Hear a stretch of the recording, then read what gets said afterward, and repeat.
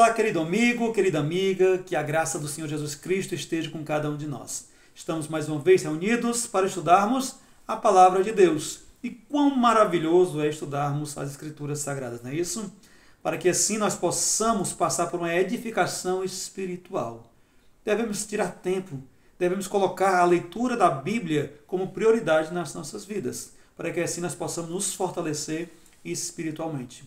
E dando continuidade ao curso bíblico Profecias para o Tempo do Fim, chegamos hoje na nossa 7ª aula, que fala sobre Daniel na cova dos leões. Essa história ela é muito conhecida. Tem pessoas que nunca leram a Bíblia, mas conhecem essa história. E hoje, gente, é a nossa última aula falando sobre o período histórico do livro de Daniel. A partir da 8ª aula, entraremos no período profético, tá ok? Então, para nós iniciarmos, como nosso costume, nós devemos orar ao Senhor. Onde você está, que você possa ir reservar um local para que nós possamos assim estudarmos juntos. E vamos orar a Deus. Eleve seu pensamento até o trono de graça de Deus e vamos falar com o nosso Criador. Oremos. Santo e eterno e amado e bom Deus, Pai amado, queremos te agradecer porque está sempre conosco, cuidando de cada um de nós. Iremos agora estudar a tua palavra. Te pedimos auxílio do teu Santo Espírito, em nome de Jesus. Amém. Bem, meus queridos, recapitulando aqui um pouco, na aula passada nós aprendemos que o exército dos Medos Persas, eles invadem Babilônia, ali dominam Babilônia, e após eles dominarem ali Babilônia, nós chegamos ao ponto de vermos que as profecias estão se cumprindo. Aquelas profecias lá do sonho do rei Nabucodonosor, quando ele sonha com a estátua, e essa estátua, Daniel, ele revela o seu sonho e o seu significado. A Babilônia ela representava a cabeça da estátua, que era a cabeça de ouro. Porém, os Medos Persas representavam a parte de prata, que eram os peitos e os braços da estátua. E aqui se cumpriu.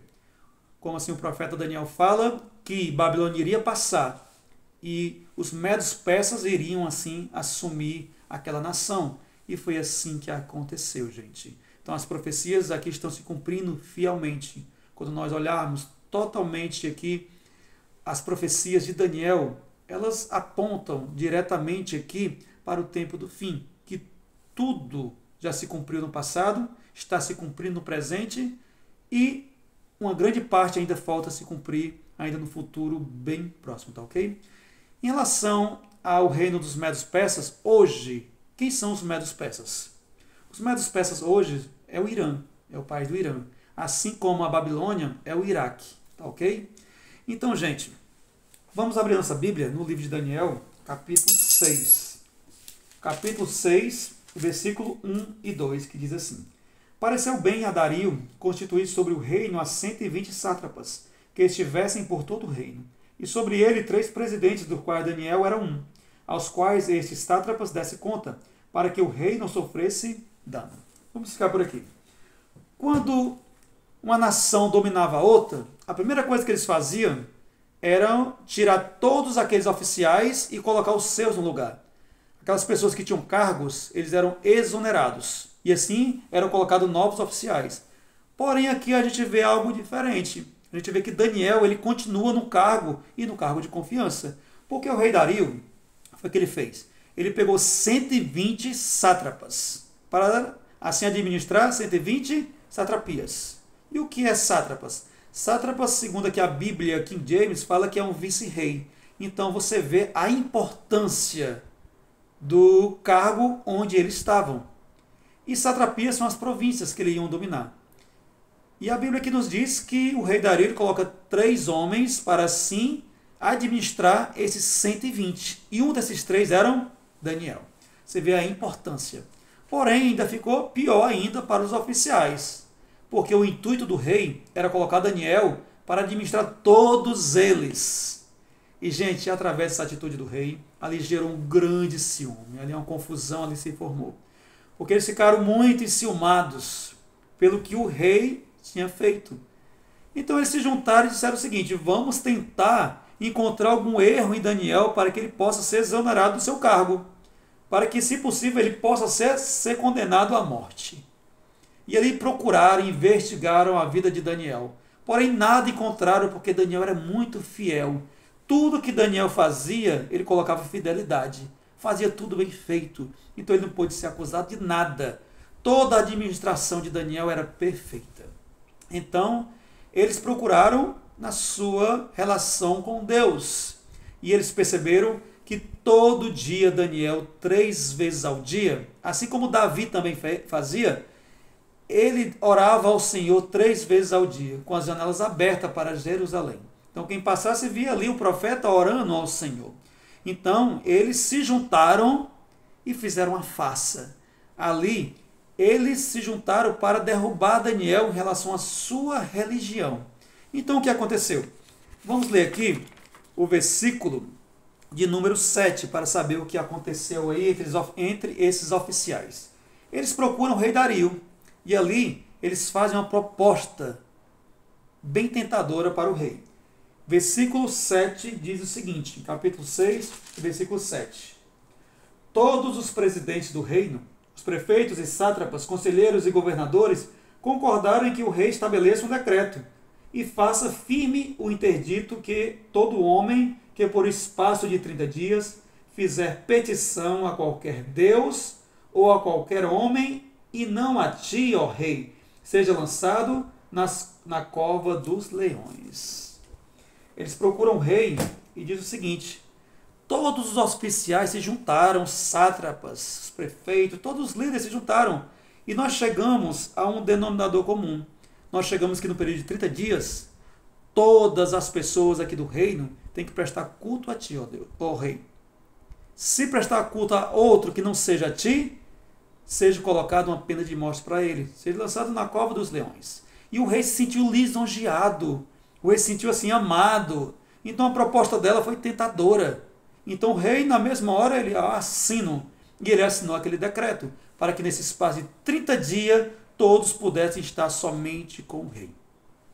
E quando esse decreto chega até Daniel, ele busca ao Senhor em oração, para assim se fortalecer através da comunhão diária que ele teve com o Senhor.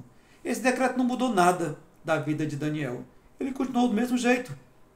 E o interessante é que aqui eles mentiram, dizendo que todos estavam reunidos para que assim essa decisão fosse tomada. Mas Daniel não estava com eles.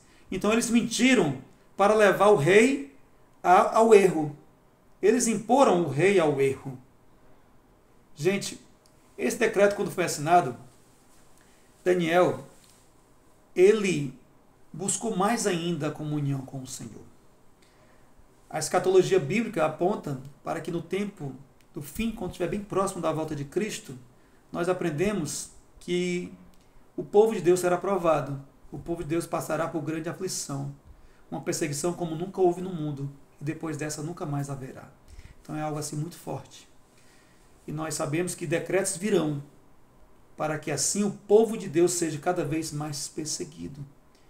Só que nós não devemos ver esse decreto como algo que vai nos levar a nós abandonarmos a nossa fé, mas sim que algo que vai nos fortalecer cada vez mais, porque são esses decretos da vida que mostram quem são os fiéis e quem são os infiéis.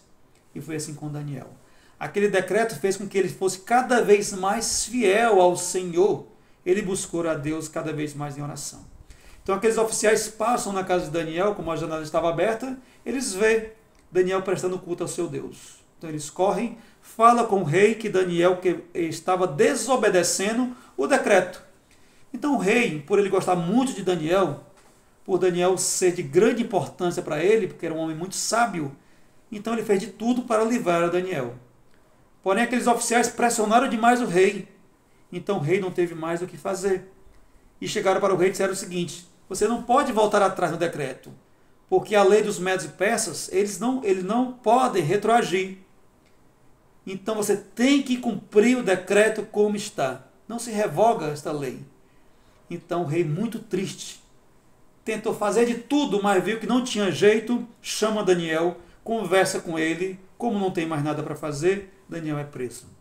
E ali é decretado a sua morte, para que ele fosse lançado na cova dos leões. E o rei chega para Daniel e fala: clama o teu Deus. Quem sabe você clamando ao teu Deus, Ele não te livre das garras, nas garras dos leões. Naquele momento, Daniel foi lançado na cova dos leões, foi colocada uma pedra e ele foi selada com o selo real. O rei foi para casa. Porém, o que aconteceu é que naquela noite, o rei ele teve uma grande insônia. Ele não teve fome, não dormiu nada e ficou assim muito triste, pensando o que é que está acontecendo, o que iria acontecer, o que foi que ele fez, aquela atitude dele. E o rei ficou muito impaciente naquela noite. E ele ficou assim querendo que logo amanhecesse. E nos primeiros raios do sol, o que acontece? O rei, ele corre, ele quer saber como é que está, o que foi que aconteceu com o profeta. Porque no fundo, ele sabia que devido à fidelidade de Daniel, a sua fidelidade era tão grande que ele poderia ser livrado dos leões. Então ali ele corre para aquela cova para assim saber como é que está o profeta. Vamos ler o versículo 19 ao versículo 23. Capítulo 6, 19 ao 23 diz o seguinte: Pela manhã, ao romper do dia, levantou-se o rei e foi com pressa à cova dos leões. Chegando-se ele à cova, chamou por Daniel com voz triste. Disse o rei a Daniel: Daniel, servo do Deus vivo, dar-se-ia o caso que o teu Deus, a quem tu continuamente serves, tenha podido livrar-te dos leões? Então Daniel falou ao rei: Ó rei, vive eternamente. O meu Deus enviou o seu anjo e fechou a boca aos leões, para que não me fizesse dano, porque foi achada em mim inocência diante dele. Também contra ti, ó rei, não cometi delito algum. Então o rei se alegrou sobremaneira e mandou tirar Daniel da cova. Assim foi tirado Daniel da cova, e nenhum dano se achou nele, porque crera no seu Deus. Amém? Glória a Deus por isso. Então, meus queridos, Daniel ele falou para o rei: ó rei, o meu Deus, aquele a quem eu sirvo, ele não viu nenhum mal em mim. Ele só viu inocência. Então o que ele fez? Ele envia o seu anjo para assim fechar a boca do leão. Meus queridos, esse anjo ele vai aparecer muitas vezes no livro de Daniel. Esse anjo é o anjo Gabriel, no qual a Bíblia nos mostra um anjo poderosíssimo. E ele sempre vai estar aqui auxiliando Daniel e cuidando dele aqui na história. Então esse anjo ele veio e fecha ali a boca dos leões, para que nenhum mal seja causado a Daniel. O rei fica assim maravilhado com tudo aquilo. Que Deus poderoso, que Deus maravilhoso é ele que veio em busca de socorrer o seu filho amado. Então o rei fica assim mesmo maravilhado com tudo aquilo ali. E agora o rei percebe que ele foi enganado, que aquela farsa induziu o rei ao erro. E ele viu que tudo aquilo ali foi armado para derrubar Daniel de sua posição. Agora ele vai atrás dos seus acusadores. E ele busca os seus acusadores e tudo isso. Então, aquelas pessoas, elas são condenadas. Condenadas à mesma pena que Daniel foi. Porém, ali eram homens que adoravam deuses pagãos. E agora eles iam se apegar com quem? Quem iria ajudar aqueles homens agora naquela cova? E foi feito isso. Foi pego eles, suas famílias, e eles foram lançados. E a Bíblia diz que os leões ali os devoraram cada um deles. Para aquelas pessoas chegou o seu dia de juízo. E no dia de juízo eles foram o quê? Eles foram condenados. Aqueles que eles quiseram condenar através daquela farsa, caiu sobre eles. E naquele momento, o rei, maravilhado com tudo aquilo, ele assina um novo decreto. Vamos ver que decreto foi esse que o rei agora assina, que está no versículo 26 ao 28. 26 diz assim: Faça um decreto pelo qual em todo o domínio do meu reino os homens tremam e temam perante o Deus de Daniel, porque ele é o Deus vivo e que permanece para sempre. O seu reino não será destruído e o seu domínio não terá fim. Ele livra e salva e faz sinais e maravilhas no céu e na terra. Foi ele que livrou Daniel do poder dos leões. Daniel, pois, prosperou no reinado de Dario e no reinado de Ciro, o persa. Meus queridos, a fidelidade de um homem. Daniel foi tão fiel ao Senhor que ele conseguiu ali mostrar para aquela nação pagã que o Senhor é fiel aos seus filhos. que o Deus eterno, o Criador, é o único que merece ser adorado. É o único digno de toda honra e de toda adoração. Daniel, através da sua vida, através da sua fidelidade, ele provou para o reino da Babilônia, para Nabucodonosor, que o Eterno ele precisa ser adorado, e ali propagou o nome do Senhor naquela nação. E agora, nos Medos Persas, a mesma coisa. Para Dario, ele provou que o Senhor é o único que precisa, que merece, o único que tem que ser adorado, na beleza da sua glória, na beleza da sua majestade. Através da sua vida, através das suas atitudes, ele conseguiu elevar o nome de Deus para aquelas pessoas. E ali Deus foi colocado como aquele digno de toda honra e de todo louvor. E assim também somos nós, gente. Nós, através das nossas vidas, do nosso testemunho, nós devemos refletir a Jesus Cristo. Eu digo uma coisa para você. Muitas pessoas, muitos, não irão ler este livro. Muitos não vão ler. Agora, muitos vão ler a tua vida.